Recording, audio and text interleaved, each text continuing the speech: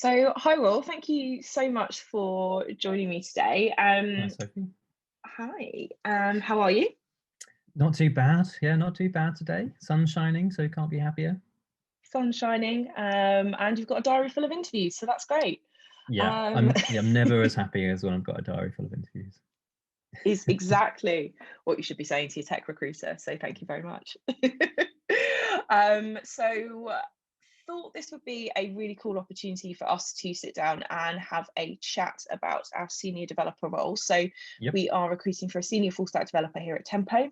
Wow. And I thought it would be great for us just to add a little bit of colour and context to a job description, give folks who might be interested in the role a bit more understanding of sort of the day to day and some of the interesting things that are going on, and yeah, just sort of give a little bit more info, if Sure. that's all right.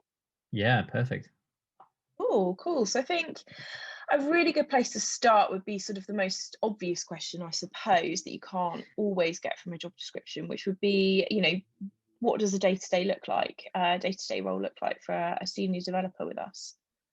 Yeah, it's yeah, good question. I think it's a bit of a tough one to answer because one of the really important things I guess about working at Tempo in general is Yeah, that we try not to prescribe too much. The yeah, processes aren't really prescriptive, and we don't expect people to be micromanaged. So yeah, I think the day to day can vary depending on what's going on, um, but really like the common thread is that the team is building product all the time and yeah. delivering it to users. It's a live platform that's being used by sort of tens of thousands of users. It's So exciting. most yeah, it's cool. And most days I guess people will be working on product that is continuously delivered.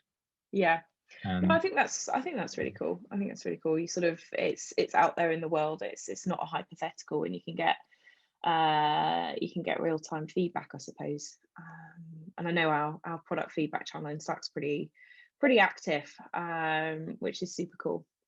yeah, Um, definitely. I mean, it's a great feeling. It's a great feeling to get feedback from users all the time, and yeah, it's great to be delivering all the time. So I guess in terms of day to day, that's the most common thing. I think yeah, from if we're specifically talking about senior developers, yeah, I think there's a little bit more there. Generally, senior developers will be looking a bit more at the bigger picture. So yeah, thinking about architectural designs and decisions, looking at yeah, tooling, supporting their other team members, understanding where some of the pain points are and some of the blockers are for the team, yeah, and just generally thinking a bit more ahead about what might be coming down the road. yeah. No, I think that's really cool, and there's so many. I think one of the interesting things, being at Tempo, but also being in a startup in general, is that the company that Tempo was maybe a year ago, 2 years ago, 6 months ago, will be very different. And so the sort of interesting things that you get to work on, and it's sort of quite cool, I think, for a senior developer to be able to say, okay, cool, I had this idea 6 months ago, and now it's there, it's out in the world, and we're looking at the next exciting thing. Yeah, for sure, for sure. Yeah, cool. And so thinking about those interesting things, what are some of the most interesting things that are, technically speaking, going on at the moment? Yeah, I guess. I mean, I suppose Tempo's at a really interesting inflection point in that we've got to market with a product Yeah, that really works and makes people happy, and now it's about growing. So scaling up any software product is a fairly challenging thing to do, and yeah, the technology base kind of plays into that, and all yeah, the languages and technologies have a different kind of impact on that. yeah, JavaScript, which Tempo uses when yeah, you have a JavaScript stack, is no exception. So kind of that problem of how do you scale up from a small project to a big one, yeah, that's really interesting, and we've certainly learned quite a lot about it. So for example, like one of the things that we've brought in the last 12 months is TypeScript, yeah, which has made a tremendous difference. I think you can kind of get away without static typing early on in a small project, but more and more we found that having that structure really helps the team grow, and yeah, it's actually been a really great kind of teaching that stuff to people who've had no experience of static typing before. Yeah. That's really rewarding, I think. Cool. That's really cool. And so for lay people like me who might be watching this video, what do you mean by static typing? So static typing is basically a way to say that the data that you capture is of a particular form. So that if you're going to, let's say, record a piece of text, it's always going to be text. It's not going to be a number. It's not going to surprise you. That's the very, very high level overview of it. But JavaScript by nature is a dynamically typed language, so it means that you don't necessarily need to choose those elements. TypeScript, on the other hand, you do. So it kind of puts a few more boundaries in place to actually make life easier for you. So that's that's something that's really interesting, I think, from the language point of view. Another technology that I'm really passionate about is event sourcing. So so from really the very beginning, we've taken a decision to architect the Tempo solution with event sourcing in mind. And I know you're going to ask me what event sourcing is next, right? I am. Yeah, all right. So most commonly, I suppose, when we're designing applications for the web, we model the system in terms of documents. So for example, if I'm going to invite Sophie to an interview, I'll create an interview document for Sophie. And if she wants to accept it, then the system would basically edit that document, and it would say there's something called accepted in the interview document that gets changed from false to true. This is commonly how people develop web-based applications. Event sourcing is a bit different, and it says we model a system as a sequence of things that happen over time. So the first thing that would happen in that example is I invite Sophie to an interview.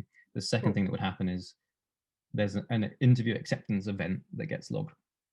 And the reason that's really exciting is because right back to the history of Tempo, we've got a log of everything that every user's ever done. So we've got like a really rich pool of data that we can look at and see how people have used the system. And that was a really exciting thing to get into, because although a lot of people write about it and think it's a good thing to do, there are very few examples actually of people doing it. You can find 1,000 web pages on how to build a basic React app, but very few on how to build an event sourcing system. So that was really exciting. Yeah, it's really cool as well, I think, to have that right from the very early stages as well, because I think and thank you for talking through that, because I think one, clearly I'm not a developer, but I think as well, I, as a tech recruiter, I've worked with a lot of businesses where, kind of between the CTO and engineering management and product leadership as well, they come into the business a little bit later down the line and go, right, okay, there's sort of lots of things that we need to go back and look at, and sort of technical debt is something that sort of is always a bit of a challenge in any business, not just startups. But I think it's really cool when I suppose where you've come in and been able to go, this is something that would be really cool to do right from the beginning. Leads really nicely into the fact that we're also looking for a head of data at the moment. There's so much interesting data that we've been collecting right from the beginning. Well, I mean, that's a really serious point, actually, and a lot of the people that we've been talking to around the head of data role have been super excited to hear that we've got this enormous log of events. It's something like 10 million events that we have stored in a lovely structured way, just ready for them to mine. Cool. Anyway, back to senior developer. So we are recruiting for a senior full stack developer. Will, what if sort of you're meeting with folks and having a chat with them about the role? What is sort of I suppose like one or two like key things that you're looking for when you're speaking to developers about this role? Yeah, so I guess the first thing is for the senior developer role, we're looking for people with first-hand experience on working on similar types of problems. Again, we're not going to be too prescriptive about it, but people that have worked with small and growing teams are generally like important, and you just similar situations, I guess. That's the easy bit. I guess more on the more on the fit side, people who work really well with others is super Yeah. important. So you've got to love collaborating. Yeah. The business kind of hinges on really healthy collaboration, Yeah. and you've got to be someone who's comfortable kind of supporting and guiding other people as well. Yeah. um, and like Tempo's got some really strong values that we're Yeah. really proud of having developed. So I guess the relevant ones here are like curiosity, like someone should Definitely. be naturally curious and adventurous. There's a big focus on humility and team focus. So someone that can identify their own shortcomings and be really positive about it, and also be thinking about other people all the time. Yeah. um, and then just someone that's really interested in what Tempo's doing and wants to be part of changing the world for better, because ultimately that's what the company's mission is. Like, we want to make the world of work a better place, and I think that's a message that resonates with loads of people. Yeah. It's I do really fantastic. like our values, and I love coming into a business and seeing that, they're meaningful, and they are lived within the company. Yeah, Yeah. yeah, the values are really important, and you're right. It's fantastic to get feedback from candidates that actually this is a much better way of engaging with prospective employers, Yeah. because you kind of don't often hear that story, I think, in recruitment. It's been, I mean, I really like talking to candidates about the product, and I love telling them about some of our recent features and sort of some of the things that we, maybe like to do.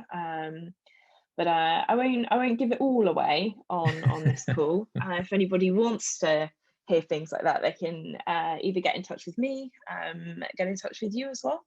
Mhm. Absolutely. And then, of course, there is heytempo.com/careers as well. But yeah, well, thank you so much for having a chat with me and Been a talking pleasure as through. always, Sophie. Thank you.